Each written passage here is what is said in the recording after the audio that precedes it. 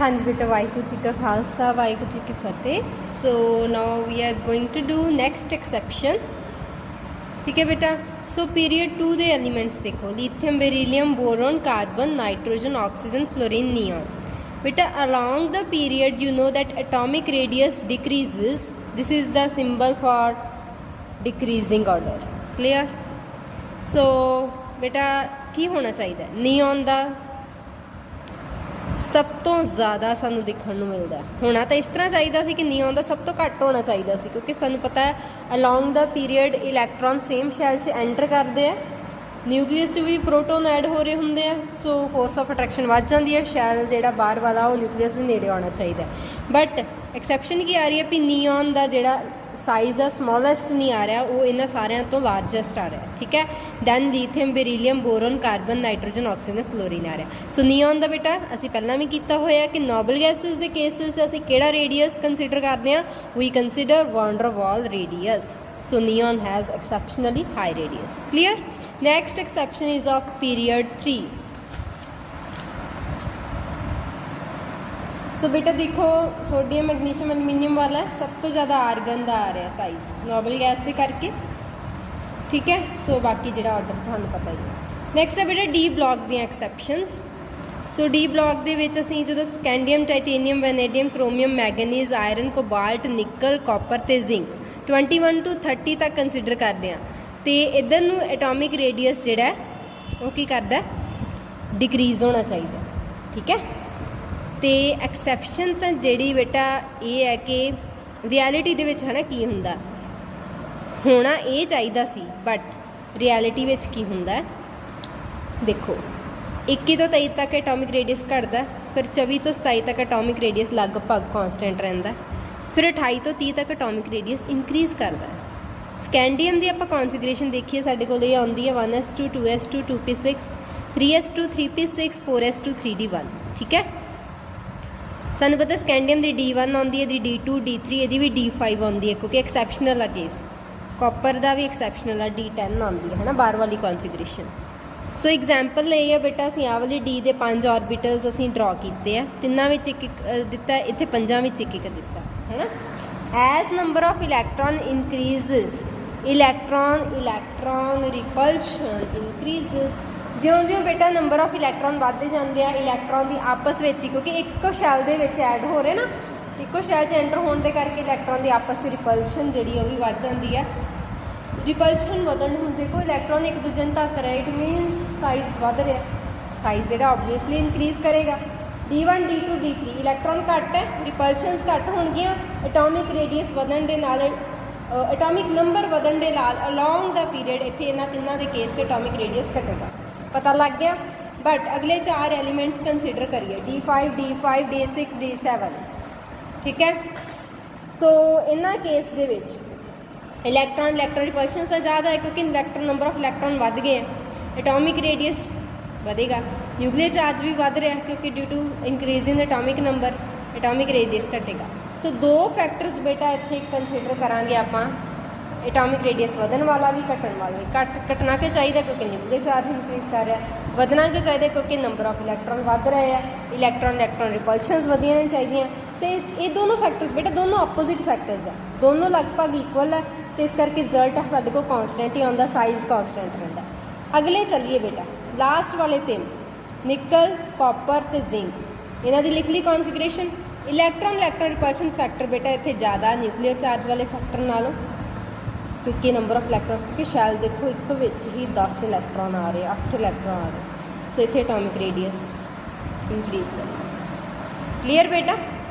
सो 3 groups जिन्होंने divide असी कर लें। सो तुहाडे कोल की आएगा, स्कैंडियम का साइज सब तो ज़्यादा, दैन टाइटेनियम, दैन जिंक आ रहा, then vanadium, then chromium, manganese, iron, copper, इन्हों का आलमोस्ट सेम है, then cobalt and nickel. So यही ऑर्डर ਜਿਹੜੇ ਇਹਨਾਂ ਦੇ नीचे 4D वाली, क्योंकि 3D वाली सीरीज़ है, 4D वाली होएगी, 5D वाली होएगी, सेम यही ऑर्डर उन्होंने भी आएगा। तो पहला एलीमेंट, फिर दूजा, फिर लास्ट वाला। ठीक है। फिर तीसरा, फिर चौथा, 5वां 6वां 7वां 6वें तो बाद बेटा साढ़े कोल कॉपर आएगा, 9वां जो एलीमेंट्स। सो इस तरह तुम बेटा ऑर्डर थोड़ा लर्न करना है, ये थोड़ा रट्टा ठीक है, सीधे थोड़ा क्रैम भी करने, फैक्टर्स लर्न हो गए अपने आप थोड़ा पता लग गया। Next exception number 4, D block 3D 4D 5D scandium yttrium lanthanum titanium zirconium hafnium vanadium niobium helium. So की हुंदा बेटा एक्सपैक्टेड की असीं की एक्सपैक्ट करते हैं, down the group atomic size वधदा है, ਇਹਦਾ सब तो ਵੱਧ होना चाहिए, यही एक्सपैक्ट करते हैं ना। बट बेटा इत्थे ना नवीं टर्म आ रही है लैंथेनॉइड कॉन्ट्रैक्शन। लैंथेनॉइड कॉन्ट्रैक्शन तुसीं डिटेल च +2 च पढ़नी है। लैंथेनॉइड कॉन्ट्रैक्शन मतलब जिहड़ी तुसीं तुहानूं मैं दसी सी 4F वाली सीरीज़ जिन्हें तुसीं लैंथेनॉइड्स बोलदे हो एलीमेंट्स, ਉਹਦੇ ਵਿੱਚ बेटा ਉਹ ਜਦੋਂ ਜਿਉਂ-ਜਿਉਂ ਅਸੀਂ वन एलीमेंट ਤੋਂ ਦੂਜੇ एलीमेंट ਵੱਲ ਜਾਂਦੇ ਹਾਂ ਤੇ ਉਹਨਾਂ ਦੀ ਕੰਟਰੈਕਸ਼ਨ ਬਹੁਤ ਸਾਈਜ਼ ਦੇ ਵਿੱਚ ਕੰਟਰੈਕਸ਼ਨ ਸਾਨੂੰ ਦੇਖਣ ਨੂੰ ਮਿਲਦੀ ਹੈ, ਸਾਈਜ਼ ਕੰਟਰੈਕਟ ਕਰਦਾ। ਸੋ ਉਹਦੇ ਕਰਕੇ ਕਿਉਂਕਿ ਐਫ ਆਰਬਿਟਲ 'ਚ ਇਲੈਕਟ੍ਰੋਨ ਐਂਟਰ ਹੋ ਰਹੇ ਨਾ ਤੇ ਐਫ ਆਰਬਿਟਲ ਦਾ ਨਾ ਬੇਟਾ ਪੂਅਰ ਸ਼ੀਲਡਿੰਗ ਇਫੈਕਟ ਹੁੰਦਾ, ਠੀਕ ਹੈ, ਜ਼ਿਆਦਾ ਵਧੀਆ ਤਰੀਕੇ ਨਾਲ ਸ਼ੀਲਡ ਨਹੀਂ ਕਰ ਪਾਉਂਦਾ ਬਾਹਰਲੇ ਇਲੈਕਟ੍ਰੋਨ ਨੂੰ, ਜਿਹਦੇ ਕਰਕੇ ਬਾਹਰਲੇ ਇਲੈਕਟ੍ਰੋਨ ਤੱਕ ਨਿਊਕਲੀਅਸ ਦੀ ਜਿਹੜੀ ਪੁੱਲ ਆ, ਨਿਊਕਲੀਅਸ ਦੀ ਜਿਹੜੀ ਫੋਰਸ ਆ ਅਟਰੈਕਟਿਵ ਫੋਰਸ ਬੜੇ ਆਰਾਮ ਤੱਕ ਪਹੁੰਚ ਜਾਂਦੀ ਆ ਤੇ ਐਟੋਮਿਕ ਸਾਈਜ਼ ਜਿਹੜਾ ਉਹ ਘਟ ਜਾਂਦਾ। 4D 5D ਸੀਰੀਜ਼ ਜਿਹੜੀਆਂ ਬੇਟਾ ਆ ਤੁਹਾਨੂੰ ਦੱਸਦਾ ਹੋਇਆ ਲੈਂਥੇਨਾਈਡ ਕੰਟਰੈਕਸ਼ਨ ਦੇ ਕਰਕੇ, ਠੀਕ ਹੈ, ਆ ਤੁਹਾਡੇ ਕੋਲ ਆਰਡਰ ਆਉਣਾ। ਸੋ 4D 5D ਸੀਰੀਜ਼ ਜਿਹੜੀਆਂ ਉਹ ਸੇਮ ਸਾਈਜ਼ ਆਲਮੋਸਟ ਸ਼ੋ ਕਰ ਰਹੀਆਂ Z57 ਤੋਂ ਬਾਅਦ। 3D ਵਾਲੀ ਅਸੀਂ ਕਰ ਲਈ, ਸਕੈਂਡੀਅਮ ਵਾਲੀ 4D 5D ਵਿੱਚ Z57 ਤੋਂ ਬਾਅਦ 4D ਦੇ ਵਿੱਚ ਸਾਡੇ ਕੋਲ ਸੇਮ ਹੀ ਜਿਹੜਾ ਸਾਈਜ਼ ਹੈ ਉਹ ਆ ਰਿਹਾ ਇਹਦੇ ਕਰਕੇ। ਲੈਂਥੇਨਾਈਡਸ ਤੁਹਾਨੂੰ ਪਤਾ 58 to 71 4F ਸਬ ਸ਼ੈਲ ਉਹਦੇ 'ਚ ਫਿਲ ਹੁੰਦਾ। ਜਿਉਂ ਇੱਧਰ ਨੂੰ ਲੌਂਗ ਦਾ ਪੀਰੀਅਡ ਮੂਵ ਕਰਨੇ contraction suddenly size decreases very much, ਬਹੁਤ ਜ਼ਿਆਦਾ ਸਾਈਜ਼ ਇਹਦੇ 'ਚ ਡਿਕਰੀਜ਼ ਕਰਦਾ ਬਾਕੀ ਸਾਰੇ ਪੀਰੀਅਡਸ ਦੇ ਨਾਲ। ਰੀਜ਼ਨ ਬੇਟਾ ਤੁਹਾਨੂੰ ਮੈਂ ਦੱਸ ਦਿੱਤਾ ਹੈ, ਰੀਜ਼ਨ ਹੈ ਸ਼ੀਲਡਿੰਗ ਇਫੈਕਟ। ਦੇਖੋ ਕੋਈ ਮਲਟੀ ਇਲੈਕਟ੍ਰੋਨ ਸਿਸਟਮ, ਕਿਉਂਕਿ ਜਦੋਂ ਤੱਕ ਅਸੀਂ 4F 5F ਤੱਕ ਪਹੁੰਚਦੇ ਹਾਂ ਨਾ ਐਲੀਮੈਂਟਸ ਦੇ ਵਿੱਚ ਬਹੁਤ ਸਾਰੇ ਇਲੈਕਟ੍ਰੋਨਸ ਆ ਗਏ ਹੁੰਦੇ ਕਿਉਂਕਿ ਹਾਇਰ ਹੁੰਦੇ ਇਹਨਾਂ ਦੇ atomic number. Both electron will repel each other ਕੀ ਆਣਾ and nucleus will attract. Electron ਨੇ ਆਪਸ 'ਚ ਰਿਪੈਲ ਕਰਨਾ ਹੈ ਬਟ ਨਿਊਕਲੀਅਸ ਉਧਰੋਂ ਅਟਰੈਕਟ ਕਰ ਰਿਹਾ। So inner electrons are shielding outer electrons from the nucleus. ਆਹ ਜਿਹੜੇ ਅੰਦਰ ਵਾਲੇ ਇਲੈਕਟ੍ਰੋਨ ਇਹ ਇੱਕ ਸਕਰੀਨ ਦਾ ਕੰਮ, ਇੱਕ ਵਾਲ ਦਾ ਕੰਮ ਕਰ ਰਹੇ ਕਿ ਆਊਟਰ ਇਲੈਕਟ੍ਰੋਨ ਤੱਕ ਨਿਊਕਲੀਅਰ ਚਾਰਜ ਨਹੀਂ ਪਹੁੰਚਣਗੇ, ਠੀਕ ਹੈ। ਆਰਡਰ ਆਫ ਸ਼ੀਲਡਿੰਗ ਇਫੈਕਟ ਬੇਟਾ ਸਭ ਤੋਂ ਜ਼ਿਆਦਾ ਸ਼ੀਲਡ ਕਰਦੇ ਆ ਐਸ ਇਲੈਕਟ੍ਰੋਨ, ਠੀਕ ਹੈ, ਫਿਰ ਪੀ, ਫਿਰ ਡੀ, ਫਿਰ F. It means F electron ਦਾ ਸਭ ਤੋਂ ਘੱਟ ਹੈ ਸ਼ੀਲਡਿੰਗ ਇਫੈਕਟ ਕਿਉਂਕਿ ਇਹਨਾਂ ਦੀ ਸ਼ੇਪ ਹੀ ਕੁਛ ਇਸ ਤਰ੍ਹਾਂ। ਐਸ ਇਲੈਕਟ੍ਰੋਨ ਜਿਹੜੇ ਨਿਊਕਲੀਅਸ ਦੇ ਲਾਗੇ ਪ੍ਰੈਜ਼ੈਂਟ ਹੁੰਦੇ ਹੈ ਨਾ, ਐਸ ਇਲੈਕਟ੍ਰੋਨ ਜਿਹੜੇ ਆ ਨਿਊਕਲੀਅਸ ਦੇ ਲਾਗੇ ਪ੍ਰੈਜ਼ੈਂਟ ਹੁੰਦੇ, ਸਫੈਰੀਕਲ ਸ਼ੇਪ ਹੁੰਦੀ ਆ। ਐਫ ਦਾ ਅਸੀਂ ਕਿਉਂਕਿ ਉੱਪਰ ਵੀ ਆਰਡਰ ਕਰ ਚੁੱਕੇ ਹਾਂ, ਐਫ ਦਾ ਕੀ ਆ ਪੂਅਰ ਸ਼ੀਲਡਿੰਗ ਇਫੈਕਟ। ਮਤਲਬ ਮੰਨ ਲਓ ਨਿਊਕਲੀਅਸ ਇੱਥੇ ਚਾਰਜ ਹੁੰਦਾ ਪੋਜ਼ਿਟਿਵ, ਮੰਨ ਲਓ ਇੱਥੇ ਇਲੈਕਟ੍ਰੋਨਸ ਹੈ ਬਾਹਰ, ਜੇ ਅੰਦਰ ਐਫ ਆਰਬਿਟਲ ਹੋਏਗਾ ਨਾ ਤੇ ਐਫ ਆਰਬਿਟਲ ਨੇ ਕੀ ਕਰਨਾ ਹੈ ਪੂਅਰ ਸ਼ੀਲਡਿੰਗ ਇਫੈਕਟ, ਇਹਨੇ ਅੱਛੇ ਤਰੀਕੇ ਨਾਲ ਸਕਰੀਨ ਦਾ ਕੰਮ ਨਹੀਂ ਕਰਨਾ ਇਹਦੇ ਤੇ ਇਹਦੇ ਵਿਚਕਾਰ, ਇੱਕ ਵਾਲ ਦਾ ਕੰਮ ਨਹੀਂ ਕਰਨਾ ਇਹਦੇ ਤੇ ਇਹਦੇ ਵਿਚਕਾਰ ਨਹੀਂ। ਅੱਛਾ ਪੂਅਰ ਸ਼ੀਲਡਿੰਗ ਇਫੈਕਟ ਬੜੇ ਆਰਾਮ ਨਾਲ ਚਾਰਜ ਜਿਹੜਾ ਇਹ ਇਲੈਕਟ੍ਰੋਨ ਤੱਕ ਪਹੁੰਚ ਜਾਏਗਾ ਤੇ ਇਹ ਇਲੈਕਟ੍ਰੋਨ ਆਪਸ ਆਪਣੇ ਵੱਲ ਖਿੱਚੇਗਾ ਤੇ ਸਾਈਜ਼ ਸੁੰਗੜ ਜਾਏਗਾ, ਕੰਟਰੈਕਟ ਹੋ ਜਾਏਗਾ। It can not shield outer electron from nucleus, ਪਤਾ ਲੱਗ ਗਿਆ। So outer electrons will be more attracted towards nucleus, so atomic size, atomic radius will decrease. This is lanthanide contraction. So atomic radius बेटा 58 to 71 decrease करदा, 3 बारी arrow मतलब बहुत decrease करदा because of poor shielding effect और screening effect of F sub shell। बेटा बड़ी अच्छे तरीके ਨਾਲ वैसे ਤੁਹਾਡਾ +2 ਦਾ ਟੌਪਿਕ ਹੈ lanthanide contraction, बट ਇਹਦੇ ਵਿੱਚ ਐਕਸੈਪਸ਼ਨ ਦੇ ਵਿੱਚ ਵੀ ਤੁਹਾਨੂੰ ਇਹਦਾ ਰੀਜ਼ਨ ਆ ਰਿਹਾ, ਦੈਟਸ ਵਾਈ ਤੁਸੀਂ ਇਹ ਕਰਨਾ ਹੋਊਗਾ। ਸੋ ਮੇਨ ਇੱਥੇ ਬੇਟਾ ਦਾ ਰੀਜ਼ਨ ਤੁਸੀਂ ਯਾਦ ਰੱਖਣਾ ਸ਼ੀਲਡਿੰਗ ਇਫੈਕਟ ਪੂਅਰ ਆ, ਸਕਰੀਨਿੰਗ ਇਫੈਕਟ ਪੂਅਰ ਆ। ਸ਼ੀਲਡ ਸਕਰੀਨ ਤੁਹਾਨੂੰ ਮੈਂ ਸਿੰਪਲ ਸ਼ਬਦਾਂ 'ਚ ਸਮਝਾ ਦਿੱਤਾ ਹੈ ਕਿ ਇੱਕ ਵਾਲ ਜਿਵੇਂ ਰੂਮ ਦੇ ਹੈ ਨਾ ਵਿੱਚ ਵਾਲਸ ਹੁੰਦੀਆਂ, ਸਮਝੋ ਕਿ ਵਾਲ ਦੇ ਇੱਧਰਲੇ ਬੰਨੇ ਨਿਊਕਲੀਅਸ ਆ ਤੇ ਉੱਧਰਲੇ ਬੰਨੇ ਇਲੈਕਟ੍ਰੋਨ ਆ, ਤੇ ਵਾਲ ਜਿਹੜੀ ਹੈ ਉਹਦਾ ਕਿੰਨਾ ਕੁ ਸ਼ੀਲਡਿੰਗ ਇਫੈਕਟ ਹੈ, ਉਹ ਨਿਊਕਲੀਅਸ ਦੀ ਫੋਰਸ ਨੂੰ ਇਲੈਕਟ੍ਰੋਨ ਤੱਕ ਕਿੰਨਾ ਕੁ ਪਹੁੰਚ ਦੇਣ ਪਾ ਰਹੀ ਹੈ, ਠੀਕ ਹੈ, ਪਹੁੰਚਣ ਲਈ ਉਹ ਕਰ ਰਹੀ ਹੈ, ਠੀਕ ਹੈ। ਜੇ ਤੇ ਵਾਲ ਜਿਹੜੀ ਹੈ ਉਹਦੇ ਵਾਲ ਸਮਝੋ ਕਿ ਐਫ ਆਰਬਿਟਲ ਆ, ਉਹਦਾ ਬੜਾ ਘੱਟ ਪੂਅਰ ਸ਼ੀਲਡਿੰਗ ਇਫੈਕਟ, ਮੰਨ ਲਓ ਕਿ ਤੁਸੀਂ ਇੱਕ ਨੈਟ ਦਾ ਹੀ ਕੰਮ ਕਰ ਰਹੀ ਆ, ਬਟ ਅਗਰ ਜੇ ਉਹ ਵਾਲ ਐਸ ਆਰਬਿਟਲ ਦਾ ਕੰਮ ਕਰ ਰਹੀ ਹੈ ਉਹਦਾ ਬੜਾ ਸਟਰੋਂਗ ਜਿਹੜਾ ਸ਼ੀਲਡਿੰਗ ਇਫੈਕਟ ਆ ਉਹ ਵਾਕਈ ਨਿਊਕਲੀਅਸ ਦੇ ਚਾਰਜ ਨੂੰ ਬਾਹਰਲੇ ਜਿਹੜਾ ਪਰਲੇ ਬੰਨੇ ਇਲੈਕਟ੍ਰੋਨਸ ਆ ਉਹਨੂੰ ਅੱਛੇ ਤਰੀਕੇ ਨਾਲ ਜਿਹੜਾ ਮਤਲਬ ਨਹੀਂ ਪਹੁੰਚਣ ਦੇ ਪਾ ਰਹੇਗੀ, ਉਹਦੇ ਨਾਲ ਜਿਹੜਾ ਐਟੋਮਿਕ ਸਾਈਜ਼ ਉਹ ਵਧੇਗਾ।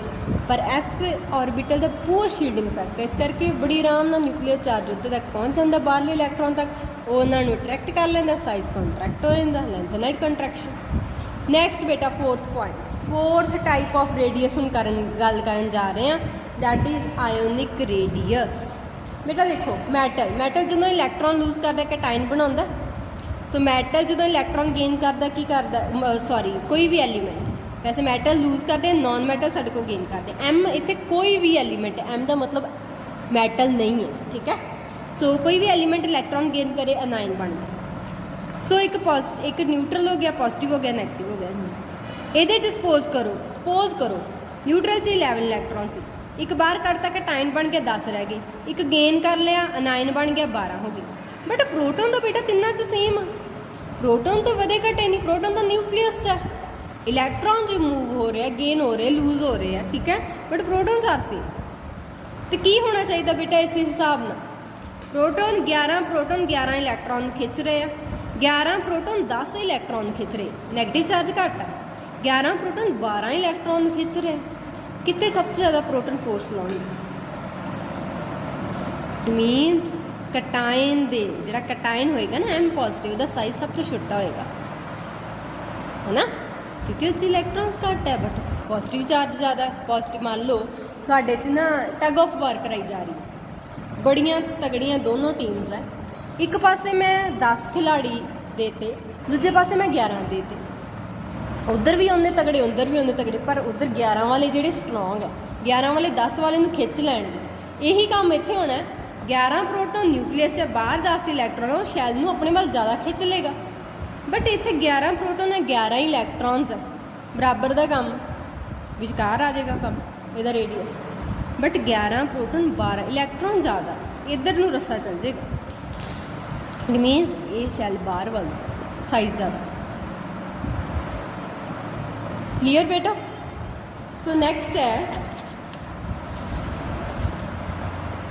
Reason nuclear charge and its effect, थानू पता ही है, ठीक है। अरेंज द फॉलोइंग, बेटा कुछ साढ़े को प्रॉब्लम्स है, arrange the following in increasing order of size, H positive, H negative, थानू पता न्यूट्रल का विच हुंदा, अनाइन का सबसे ज़्यादा साइज हुंदा, कटाइन का घट हुंदा। हुण देखो ये तीनों अनाइन्स है, बट जितना ज़्यादा नैगेटिव चार्ज बढ़ता जाएगा इट मीनस इलैक्ट्रॉन्स उन्ने ज़्यादा वो कोल गेन हो गए ना, इलैक्ट्रॉन ज़्यादा है बट नाइट्रोजन को बेटा तुहानू पता प्रोटोन तो 7 ही रहने हैं ना, सो सब तो ज़्यादा साइज किदा होएगा, तो गलत किया, एन नैगेटिव का जिहड़ा साइज है ना सब तो घट होएगा, दैन n-2, दैन n सब तो ज़्यादा n-3, क्योंकि इसको 10 इलैक्ट्रॉन बट प्रोटोन इसको 7 ही है, प्रोटोन बेचारियां का इन्ना है ना जोर नहीं पैंदा कि वो इन्ने इलैक्ट्रॉन्स को अपने वाल खिंचने, इलैक्ट्रॉन ज़्यादा। सो ये ऑर्डर आ गया बेटा, मिस्टेक सही कर लो। सो नैक्सट O1- तो O2-, ओबवियसली जिन्ना नैगेटिव चार्ज ज़्यादा उन्ना साइज ज़्यादा, ये भी बेटा वही सेम यूज़ किया है। पॉजिटिव चार्ज जिन्ना घट उन्ना साइज ज़्यादा, ये भी मैं थानू पिछे दस चुकी हाँ। पॉजिटिव चार्ज वाले इलैक्ट्रॉन लूज हो गया बट प्रोटोन तो उन्ने रहे, सो प्रोटोन ने बड़े इलैक्ट्रॉन घट गए, प्रोटोन ने आराम नाल खिंच लिया अपने वाल। नैक्सट भी बेटा पता है, नैक्सट भी पता है, ये तुसीं आपे हुण देख लेना, ठीक है। नैक्सट ट्रेंड बेटा अलॉन्ग द पीरियड डिक्रीज करता, डाउन द ग्रुप इंक्रीज करता, जिहड़ा आयनिक रेडियस भी यही ट्रेंड रहिंदा बेटा, जो रैगूलर ट्रेंड है ना वही रहिंदा, ठीक है, जिवें एटॉमिक रेडियस का रहिंदा as atomic radius. Condition, if charge is same then ionic radius follows regular trend. हुण देखोगे मान लो इत्थे ए एलीमेंट है, बी है, सी है, डी है, ई है, अलॉन्ग द पीरियड मैं गल कर रही हूँ, ठीक है। ए भी ए नैगेटिव, बी नैगेटिव, सी नैगेटिव, डी नैगेटिव, ई नैगेटिव, ये बेटा कंडीशन फुलफिल होनी चाहिए। अगर चार्ज भी सेम है, इन सारे चार्ज सेम है, दैन रैगूलर ट्रेंड जो असीं पिछे कर रहे हैं एटॉमिक रेडियस का डाउन द ग्रुप तो एटॉमिक रेडियस का along the period, regular trend जो तुसीं 10th च भी किया विदाउट एक्सैप्शन वो चलेगा। Now suppose the following atoms have different positive charge, है तो एक पीरियड दे ही है बट इत्ते एक पॉजिटिव, इत्ते दो पॉजिटिव, इत्ते तीन पॉजिटिव। इन्होंने बेटा असीं बोलते हैं iso electronic species. But are iso electron, iso मतलब सेम, इलैक्ट्रॉनिक मतलब नंबर ऑफ इलैक्ट्रॉन, जिन्ना को सेम नंबर ऑफ इलैक्ट्रॉन्स होण उस स्पीशीज़ नूं असीं बोलते हैं आइसो इलैक्ट्रॉन। किन्ने इलैक्ट्रॉन आ बई 11 हुंदे आ सोडियम कोल, एक लूज करता 10 रह गए। मैगनीशियम कोल बेटा 12 हुंदे आ, 2 लूज करते किन्ने रह गए 10। एल्यूमीनियम को 13 हुंदे आ, 3 लूज करते किन्ने रह गए 10। Same number of electron but proton किन्ने आ 11 12 13। दसो हूँ किहदा साइज सब तो ज़्यादा। ठीक है, सो इहो ਜਿਹੇ केस दे विच बेटा असीं अगे देखते हैं की करना।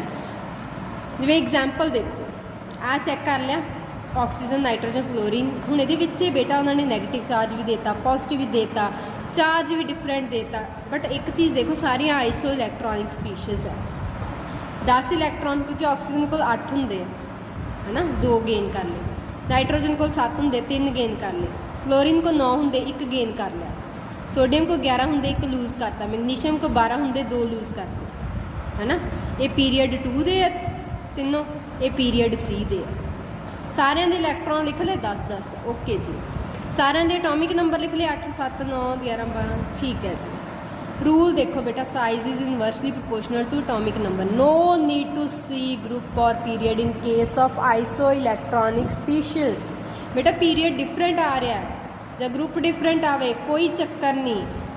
You just have to see the number of electron. वो तो सेम आ रहे हैं ना, फिर उत्थे तुसी ये रूल लगाओ size is inversely proportional to atomic number. हुण एटॉमिक नंबर जिदा ज़्यादा वह साइज घट होएगा, यही ना मतलब है ना। एटॉमिक नंबर सब तो ज़्यादा देखो किदा मैगनीशियम का। मैगनीशियम का सब तो ज़्यादा एटॉमिक नंबर सीधा स्पाट रूल लगा दो। सब तो ज़्यादा एटॉमिक नंबर साइज सब तो घट, फिर 11 वाला ਇਹਦਾ एटॉमिक नंबर 9 8 7। ਜਿਹਦਾ सब तो घट एटॉमिक नंबर बेटा ਉਹਦਾ साइज सब तो ज़्यादा। देखो इत्थे असीं कोई पिछले रूल्स नहीं कंसीडर किए। आइसो इलैक्ट्रॉनिक स्पीशीज़ ਲਈ बड़ा ही सिंपल जिहा रूल देता कंपीटीटिव पॉइंट ऑफ व्यू ਦੇ ਨਾਲ। मल्टीपल चॉइस जे ਤੁਹਾਨੂੰ ਆਉਂਦੇ ਆ 1 मार्क ਦੇ ਆਉਂਦੇ ਆ ਉਹਦੇ ਵਾਸਤੇ बहुत इंपॉर्टेंट आ ये चीज़। मिक्स देता ਤੁਹਾਨੂੰ सब कुछ। ठीक है, सो सल्फाइड फॉस्फाइड फॉस्फोरस ਤੇ 3 नेगेटिव क्लोराइड 18 18 इलैक्ट्रॉन बेटा तिना को। पर एटॉमिक नंबर देखो ना, एटॉमिक नंबर सल्फर का 16 है, फॉस्फोरस का 15 है, क्लोरीन का 17 है। किदा एटॉमिक नंबर ज़्यादा, क्लोरीन का ज़्यादा। जिदा एटॉमिक नंबर ज़्यादा बट वो गेन या लूज कर रहा है सब तो घट दे दो साइज। क्लीयर बेटा, इतने तक क्लीयर है। सो इत्थे ही तुहाडा बेटा एटॉमिक रेडियस जिहड़े कि असीं 4 तरह के कीते है ना, कोवलेंट, वॉन्डरवॉल, मैटैलिक, आयोनिक, विद उन्होंने कुछ एग्जाम्पल्स की, क्वेश्चनस किए हैं, रूल्स किए, एक्सैप्शनस किए। ये थानू क्लीयर हो जाना चाहिए। सो अज वास्ते नहीं, tomorrow we will start the next topic ionization energy. Okay बेटा, थैंक यू।